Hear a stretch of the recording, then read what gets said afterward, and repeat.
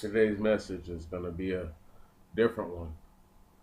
You see, sometimes I talk about these heroes of the Bible, and I stress the things that they do, but I don't really get to like go all in, like my favorite isn't King David.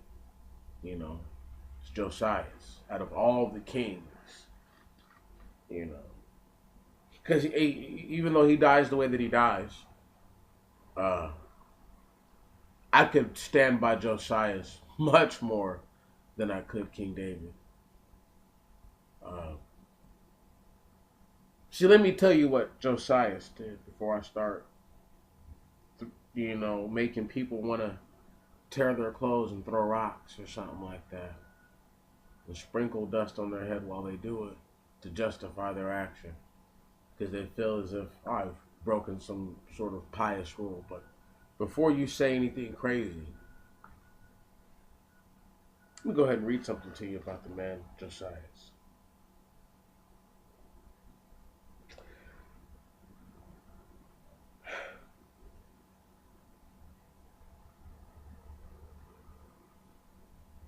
We're going to be from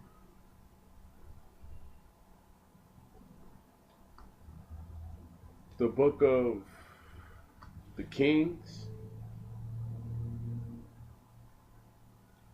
and we're going to pick up from verse 1 of the chapter 23, 4th King. So this would be 2nd Kings in the King James Version. I'm reading from the Septuagint right now. So they reported the word to the king, and the king sent and gathered all the elders of Judah and Jerusalem to himself. There's a symbol, and it says to his house. So to himself or to his house. And the king went up to the house of the Lord, and every man of Judah, and all who dwelt in Jerusalem with him, and the priest, and the prophets, and all the people small and great. And he read in their ears all the words of the book of the covenant that was found in the house of the Lord.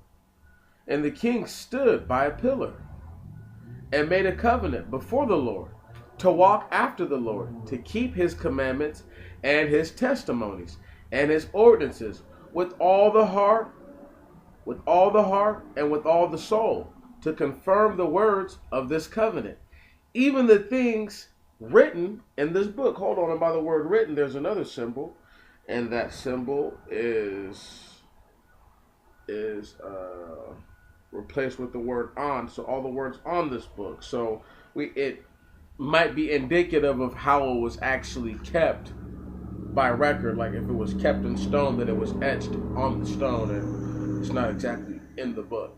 However, we can keep going. We're at the middle of the verse.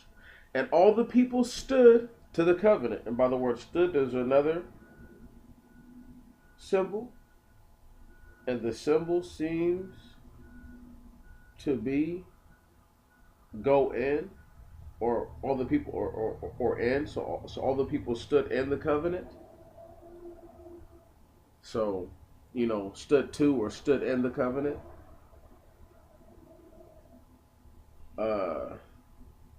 Here we go. Verse 4. And the king commanded Josias, the high priest, and the priest of the second order, and them that kept the door. Did you hear that? And them that kept the door, because there's people who always kept the door at the temple, because you're supposed to be able to go to the temple at all times. Not these dirty ass churches that you see. And excuse my language. And the king commanded Josias, the high priest, and the priest of the second order, and them that kept the door, to bring out of the temple of the Lord all vessels that were made for Baal, or Baal, and for the grove, and all the host of heaven. Stop right there. I've always wanted to point out that I surely know that the host of heaven are some of the same beings that people praise in their so-called pagan worship and other pantheon worship. Just wanted to point that out. However, going to move forward.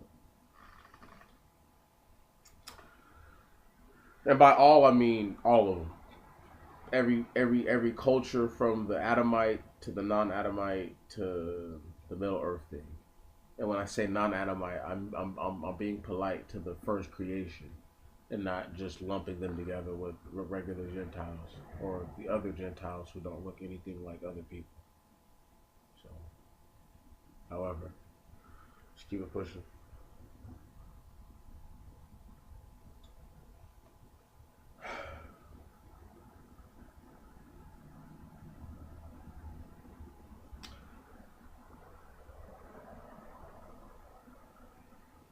And we're going to pick up right in the middle of it. And he burned them without Jerusalem in the fields. So he burned them outside of Jerusalem in the fields. And by the word fields, that is from the fields.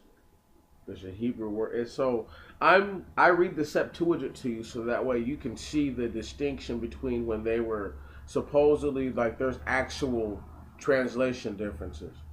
I do that so that way you understand that this is not indefinite. Nothing I'm reading to you is indefinite.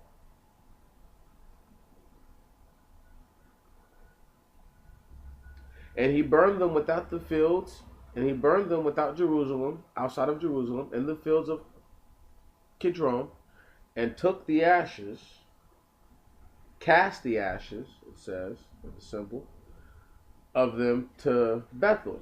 And he burned the idolatrous priest, and by the idolatrous priest, it's a Hebrew word, I'm pretty sure I'm not tripping. Let me make sure that I'm reading it all again. Because, yeah, it's a Hebrew word that I obviously don't know what that means. Idolatrous priest, whom the kings of Judah had appointed. Kings of Judah, huh? Given. Whom the kings of Judah had given. And there's a parenthesis here. And they burned incense in the high places and in the cities of Judah and the places round about Jerusalem. This is obviously to other gods. So this is the problem with. You guys got to understand. Anyway, man, let me break it down to you. When Abraham went and was up in these high places and doing sacrifice and doing all the stuff that he did, are you going to call him? Like, what are you going to say about that? He wasn't in a temple. You understand? And the idea was for all the people to be together. But if a person saw that these dudes weren't right, why would you? I don't know. I distinguish between a person who knows that they're sacrificing to the Most High, right on, and I would like to go to the temple, but there's too much corruption there, so I'm going to make the best altar that I can here, and I'll sacrifice to my God, as opposed to, I don't know, going into a temple that is totally polluted with wickedness, and then, I don't know, man, it's just like you run the risk of being corrupted yourself. So that's neither here nor there, but that's just my view on it. So if you ever ask why, I always said, like, I don't see the issue, because there's more than one thing to that. But however, let's just keep it pushing.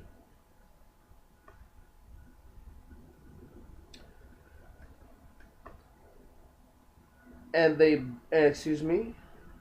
burn incense in the high places, and in the cities of Judah, and in the places round about Jerusalem. And them that burn incense to Baal, or Baal, and to the sun, and to the moon, and to Mazurith, and there's a symbol by Mazurith, that's a name, and let's see what it says, or the 12 signs. So that's another augury type thing.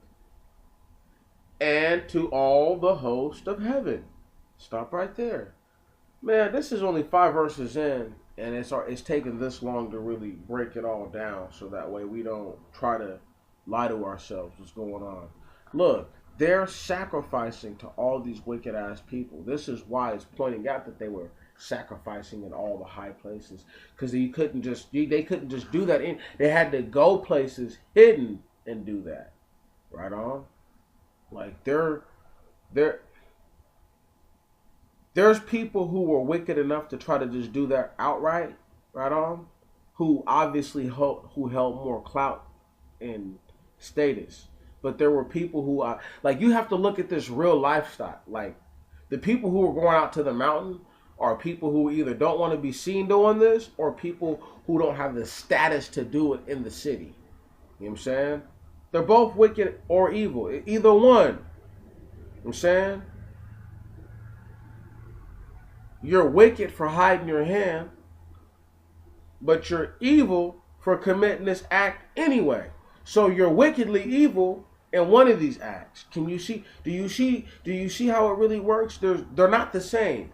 Wickedness and evil are they're like twin sisters, but there's slight differences with the two that you need to be able to distinguish.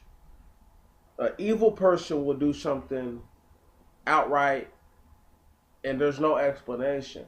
A wicked person will do something outright and explain themselves. You need to know the difference. Anyway.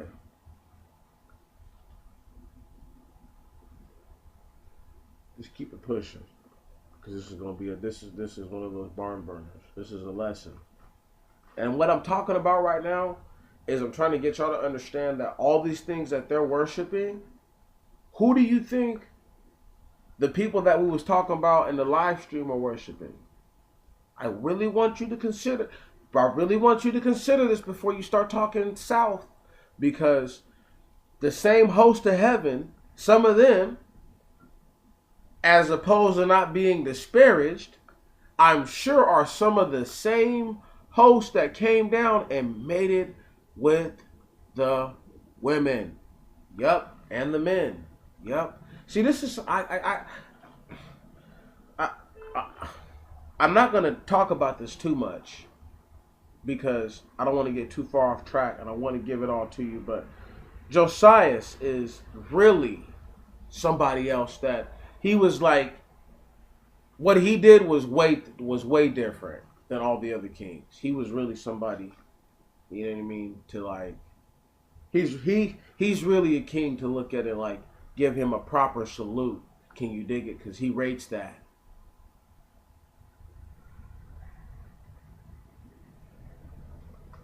Not because I'm the king I rate a salute. No, because of what I do. Because even if I wasn't a king, I would have been a badass judge. Where no wickedness was found in my house. Anyway, let me just go ahead and keep reading. That's how Josias was. He was a bad dude. Here we go. And he carried out the grove from the house of the Lord to the brook of Kidron, and burned it at the brook and burned it at the brook Kidron. So he burned it at the same place. So where he took it is where he burned it, and reduced it to powder. And another word, powder, is a little symbol. Ashes. And cast the powder on the sepulchres of the sons of the people. And he pulled down the house of the Sodomites. And by the Sodomites, the Greek is from the Hebrew word. So it doesn't really say. But I'm going to assume that these are people who practice whatever the Sodomites practice. That were by the house of the Lord, where the women wove tents for the grove. And he brought up all the priests from the cities of Judah, and defiled the high places where the priests burned incense, from Gabel, even to Bersabi. And he pulled down the house of Joshua, the ruler of the city, on a man's left hand at the gate of the city. Only the priests of the high places went not up to the altar of the Lord in Jerusalem, for they only ate leavened bread in the midst of their brethren. And he defiled Tophet, which is in the valley of the son of Enam, constructed for a man to cause his son or his daughter to pass through the fire of Moloch. And he burned, well, excuse me, and there's a little symbol there, in the fire of Moloch. See? To pass not through, but pass in the fire. Come on, man. And he burned the horses which the kings of Judah had given to the sun, that's the S-U-N, in the entrance of the house of the Lord by the treasury of Nathan. Excuse me, one moment. And this is another symbol, or to the treasury of Nathan. The king's eunuch. Stop right there. Nathan, Melech, and I'm pretty sure that's the same Nathan who gave him the bad news that, bruh, it's over. In the suburbs. And by the word suburbs, there's another one. There is, again, this is Greek again from the Hebrew. So whatever suburbs, whatever you can imagine a suburb was back then, that's what it was. The king, excuse me, so let me go ahead and stop again and let me just pick it up. And he burned the horses which the kings of Judah had given to the sun in the entrance of the house of the Lord, because obviously these were people worshiping the sun, by the treasury of Nathan, the king's eunuch, in the suburbs. And he burned the chariot of the sun with fire. So these are wood things, or I'm assuming they're wood because he burned them. Right on. You know, whatever they were burnable. And the altars that were on the roof of the upper chamber of Achaz, which the kings of Judah had made, and the altars which Manasseh had made in the two courts of the Lord, did the king pull down and forcibly remove from thence, and cast their dust into the brook of Kidron. Verse 13, and the king defiled the house that was before Jerusalem, on the right hand, on the mount of Mostat, which Solomon, king of Israel, built to Astarte, the abomination of the Sidonians, and to Chamos, the abomination of Moab, and to Moloch, the abomination of the children of Ammon. Stop right there. This dude Solomon was, man. And he broke in pieces the pillars and utterly destroyed the groves and filled their places with the bones of men. Did you hear that? He broke in pieces their pillars and utterly destroyed the groves and filled their places with the bones of men. So he put there people who obviously he felt were more important than the bullshit that was there. Right. Verse 15. Also, the high altar in Bethel, which Jeroboam, the son of Nebat, who made Israel to sin, had made, even that high altar he tore down and broke in pieces the stones of it and reduced it to powder and burnt of it. And burnt the grove.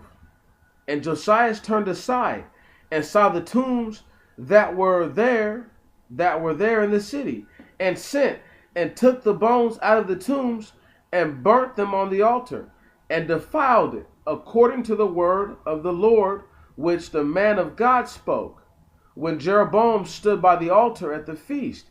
And he turned aside and raised his eyes to the tomb of the man of God that spoke these words. And he said, what is that mound which I see? And the men of the city said to him, it is the grave of the man of God that came out of Judah, and uttered these imprecations, which he imprecated upon the altar of Bethel. And he said, let him alone, let no one disturb his bones. So his bones were spared, together with the bones of the prophet that came out of Samaria. Stop right there. So look, this dude went so hard, right? He's tearing shit up, breaking everything down. I'm going super duper gangster. But the dudes who thought that they were going to bury themselves in sepulchres and stuff like that, he said, what? Man, burn those dudes on the altar like they're just sacrifices, right on? Because it was already defiled, so let me go ahead and fully defile it with their body. Blow. Do that. He said, believe him in here, though. Right. Right. Because he's a man of God. He went all the way in. That's filthy. You know, that's amazing. Man, anyway, I love it. Let's keep it pushing, y'all. Real hero.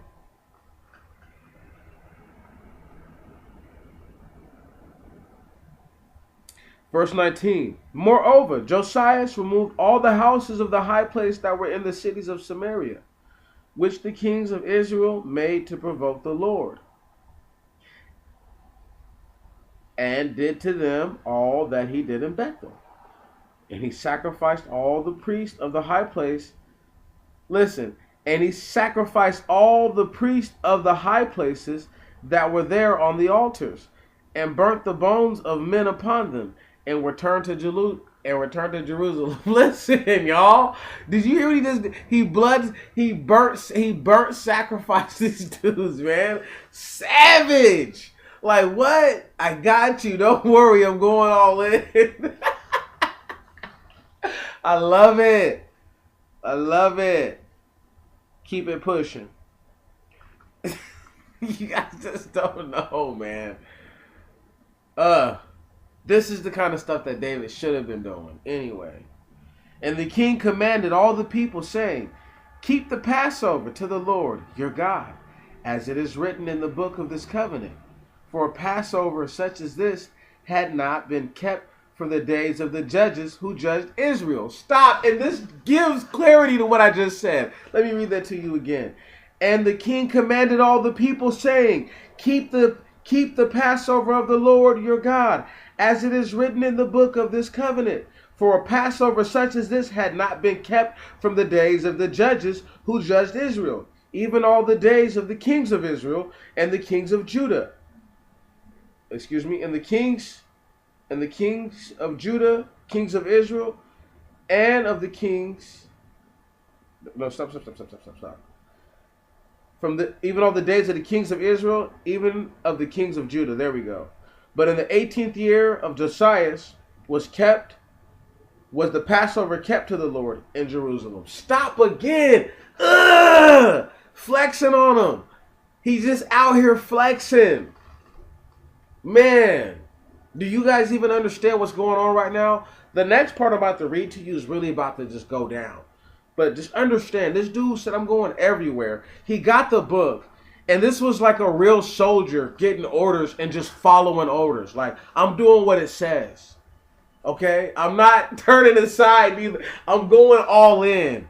Man, anyway. This is what you should be reading to yourself if you want to give yourself something to be happy about. Okay? Because there were a few good men, a few good kings. Verse 24, here we go. It's about to go down, y'all. Moreover, Josias removed, but let me stop right there. Let me go back to verse 23. But in the 18th year of King Josias was the Passover kept to the Lord in Jerusalem. Moreover, Josias removed the sorcerers and the wizards and the therapin, and the idols and the abominations that had been set up in the land of Judah and Jerusalem, that he might keep the words, by the word keep, establish or confirm the words of the law that were written in the book, which Josias the priest found in the house of the Lord. Now, before I get all carried away, I'm going to look up that word therapin, because I don't know exactly what that means.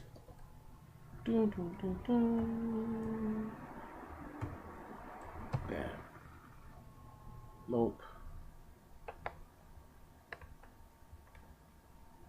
Oh wow.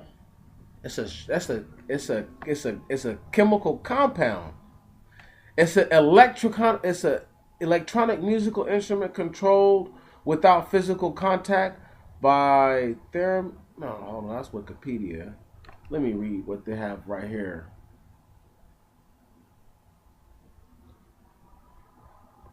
Stupid, because it's not the word, but I'm pretty sure this is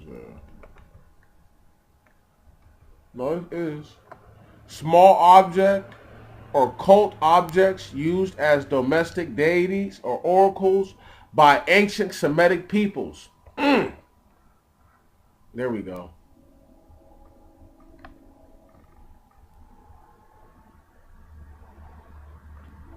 So we're going to keep it pushing. I'm going to start that all over. We're going to really get it in. Because there's no symbol by the word theraphin, I don't think. It's just like, as if, like, you know, you're supposed to know that one. Moreover, Josias removed the sorcerers and the wizards and the theraphin, and it's different now. It's teraphim now.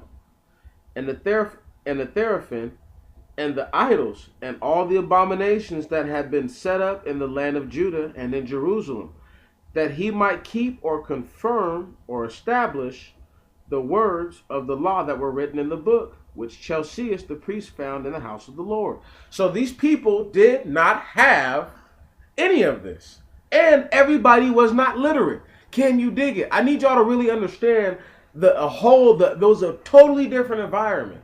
And people want you guys to think that everybody was just totally literate. That's a lie. That's a lie. That's a lie. I can't stress it enough. I'm going to keep pushing.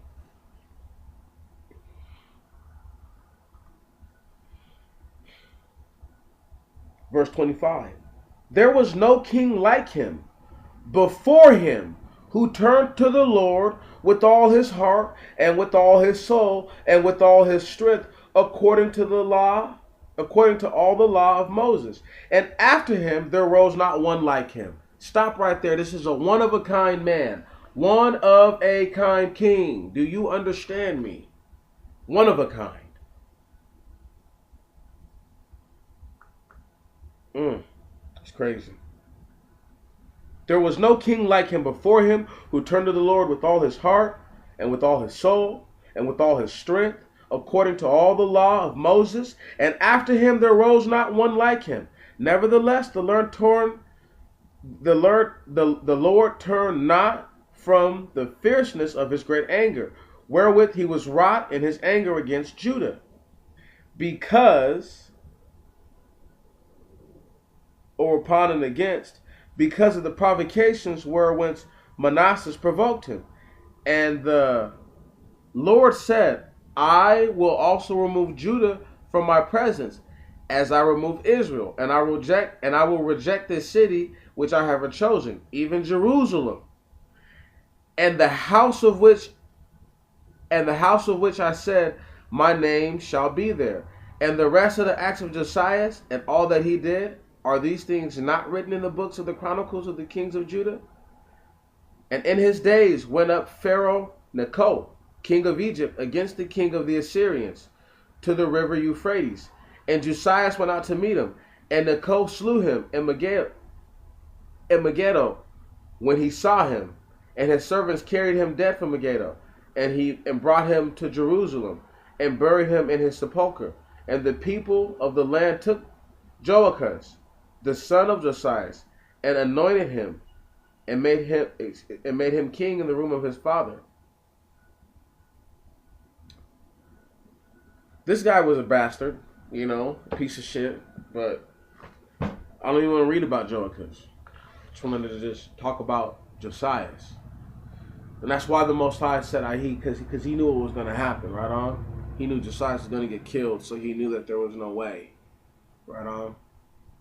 There was nobody else, and he knew his son was evil. You get me? I'm just reading what was laid out and trying to understand what the Most High is really just given to us as basic understanding. Took a long time to do that one. I feel good when I do those ones, though. That was a whole chapter. A lot of sidebar, caveat, whatever you want to call it, but I have to do that so that way we can really be on the same page. Josias was a bad man. That's why they had King David stop going out there, because they was afraid he was going to get killed. King David didn't set the bar, so therefore there was no bar set. And because, an evil person can be like, I'm not going out. I'm not about to get killed like my dad did. Not against a giant Egyptian. You're tripping. I'm about to sit here and do what everybody else is doing.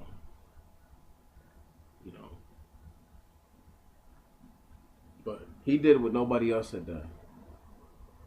And he did that which was right in the sight of the Lord.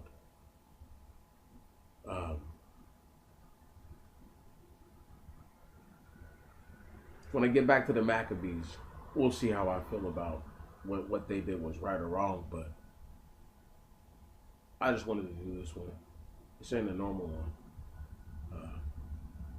It's not even a spiritual gumbo. This is just like a salute to King Josias. And I think we're done.